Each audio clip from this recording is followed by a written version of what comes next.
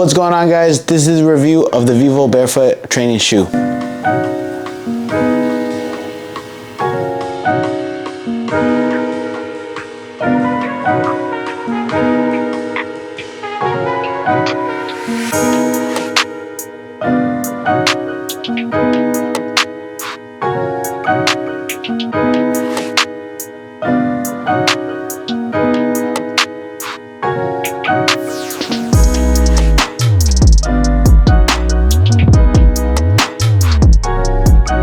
Talk about the design of the shoe first. So this is my first time trying out a barefoot shoe. I remember trying one on just at the store and honestly didn't like the feeling of a barefoot shoe, but I decided to give this one a try. And a lot of people rave about the VivoBareFoot shoe. I would see this a lot in my gym, so I decided to give it a shot. So let's talk about the upper of the shoe first. The upper of the shoe, they have their material, which they're calling a collar knit type of material that goes around the upper, except when you get to the kind of like the tongue area, it's more of a fiber type material that goes, it's like a sock lining, goes inside and everything like that. But that's from the upper toe is the collar knit, and then when you get to the tongue and everything else inside, it's more of a microfiber type of material. Then when you make your way to the midfoot, you can see it has the logo right here all the way through the midfoot, and then it changes the material. Then when you make your way to the laces and the tongue and heel collar, pretty much the laces are basic, and the heel collar or the tongue and the heel are all one line. It's like a sock line to really fit your foot. Then when you make your way to more of the heel, it does have this kind of plastic or this TPU that goes around it that is on the outside. It's not connected to the shoe except for on the midsole here. And then when you make your way to the midsole, it's an all rubber midsole that goes through the midfoot to the outsole here.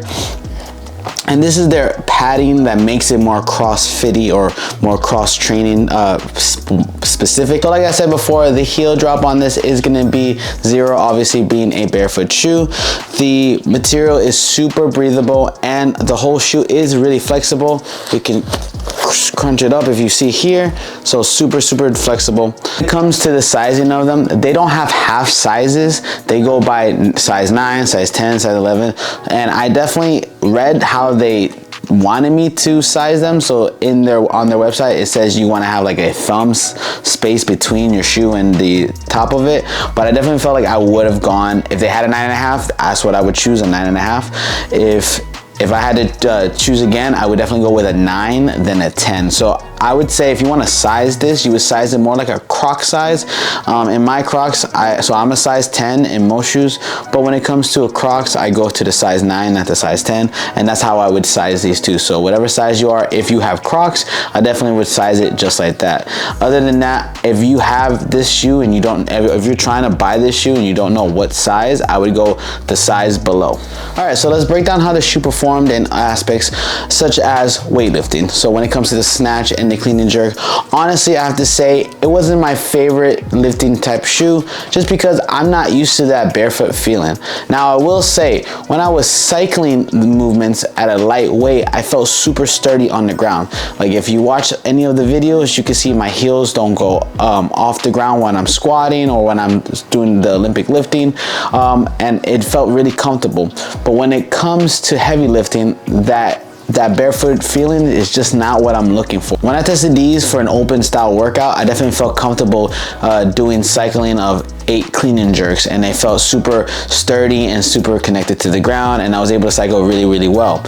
But then when it comes to heavy lifting like 1RMs, I just don't like the feeling of just feeling like I'm not wearing anything. So when it comes to cycling, I'm all about it. When it comes to heavy lifting, these wouldn't be my first choices at all. So let's talk about how the shoe performed in body weight movements. Now this is where I really did not like the shoes. Maybe I'm just not used to barefoot shoes for this, but when it came to burpees, I definitely felt pain when I would do burpees after the workout. Not during the workout, but they definitely felt uncomfortable. Same thing when it comes to lunges, but when it comes to double unders, I really thought that these weren't the greatest, but as I warmed up in the workout, I definitely felt that they got better. But overall, all the body weight movements are something that I just didn't feel comfortable with. However, it is flexible to do all those movements in. I just feel like it was not comfortable. comfortable. And again, this might just be something that I'm not able to do because I'm not used to the barefoot feeling. To box jump overs, I was actually very surprised because I thought since this was a barefoot shoe, I was going to slam my feet into the ground, into the box every single time. However, that was not the case. I definitely was comfortable landing on the box and turning, so the grip was good there. The flexibility was really good in when I land on the box, and I did not slam my heel or my whole foot into the box every single time. So I was very surprised about that. Shoulder runs did not hurt as well.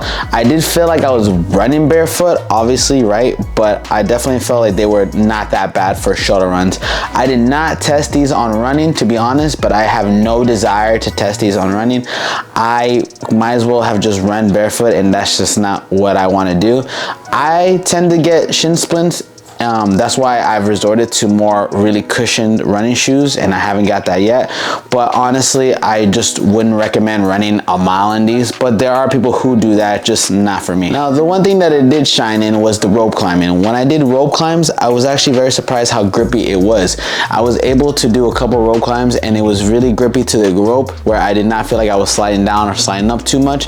However, I will say that the material on the heel part, this plastic area, or we'll call it TPU area, definitely got scuffed up a little bit. Here, let me see if I can pull it up on the other one.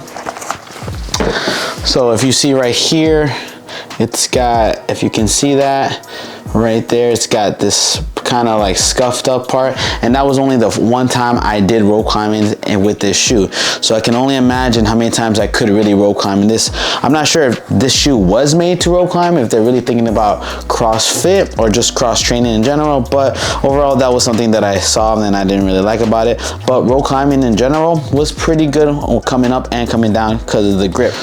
When it comes to basically like the deadlift and the squatting, I definitely felt super comfortable in that. When it came to deadlifting, I love these shoes. This is where they shine, and this is where you kind of want to use more barefoot shoes. Most people like to be barefoot in general or have barefoot shoes to lift in when it comes to those basic lifts, such as such as the deadlifts and the back squats or front squats. Front squats, however, weren't the greatest in my opinion. I definitely felt strong, but I did not feel like these would be my number one pick for front squatting if you told me I had to do it 1 rep max. But when I did back squats and deadlifting them, I definitely felt very comfortable, and these would be one of my shoes that I would pick if you told me I had to 1 rep max a back squat or 1 rep max a deadlift. So overall, the shoes weren't the greatest shoes. I think for a barefoot shoes, they perform really well, but if you ask me to choose this as an everyday trainer, they're probably not going to make the rotation. Most of the time, I do like more padding. I do like a little help when it comes to the heel elevated, so maybe I'm just not a barefoot type of guy, but I do feel that they did help me strengthen my foot. I've never had a shoe where I feel like my whole foot is working. Maybe in the Under Armours, I feel like the Under Armours are more of a minimal type of shoe that can help you like strengthen your foot a little bit more, and like you don't have a lot of cushioning in that, but it does have some that I can feel help me. Overall, guys, I think the VivoBareFoot shoe is an okay shoe. I think if you're looking for a barefoot shoe to train in and you're gonna want to get used to that feeling of being in a barefoot shoe, I think this is a good shoe. Give it a go. I want to say I got this on sale for $130. On their website, it goes for $200. So the material is really good. I just feel like if you're not willing to give it a shot and wear this for a long period of time and get used to that barefoot feeling, I wouldn't go for it. But if you really want to get with the barefoot type of movement going on and you want to have that, this is a shoe that I would recommend. It is on a higher price of $200. There are other barefoot shoes out there, and I have not tried them all. This is my first one, but if they go on sale or you really have been looking at these shoes for a while, I say you can give them a go even at that $200 price range, unless they go for a sale. Thank you guys for tuning in. Please subscribe. We're trying to get to 500 subscribers, guys. I'm trying to make this a thing. Please leave comments in the section below. Tell me what shoe you wanted me to review next, and I'll see you guys on the next one.